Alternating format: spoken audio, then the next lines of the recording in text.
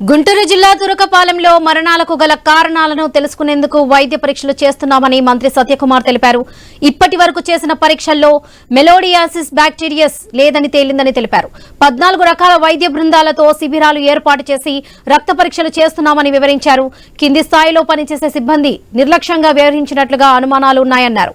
ఎక్కడ నిర్లక్ష్యం జరిగిందో తెలుసుకునేందుకు ఐఏఎస్ తో కమిటీ వేసినట్లుగా తెలిపారు. 23 మరణాలు సంభవించాయని తెలిసింది.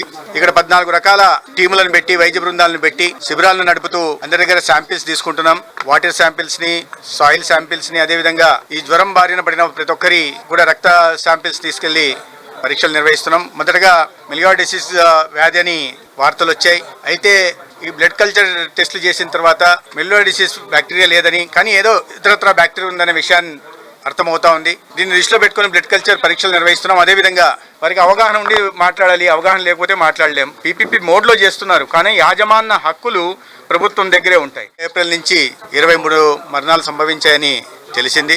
ఇక్కడ 14 రకాల టీములను పెట్టి వైద్య బృందాలను పెట్టి శిబిరాలను నడుపుతూ అందరి దగ్గర శాంపిల్స్ తీసుకుంటున్నాం. వాటర్ శాంపిల్స్ ని, సాయిల్ శాంపిల్స్ ని, అదేవిధంగా ఈ జ్వరం బారిన పడిన ప్రతి ఒక్కరి కూడా రక్త శాంపిల్స్ తీసుకెళ్లి పరీక్షలు నిర్వహిస్తున్నాం. మొదటగా మిలియర్ డిసీజ్ వ్యాధి అని వార్తలు వచ్చాయి.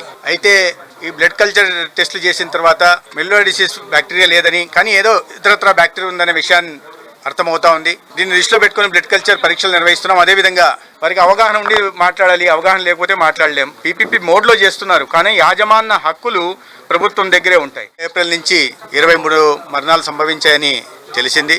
ఇక్కడ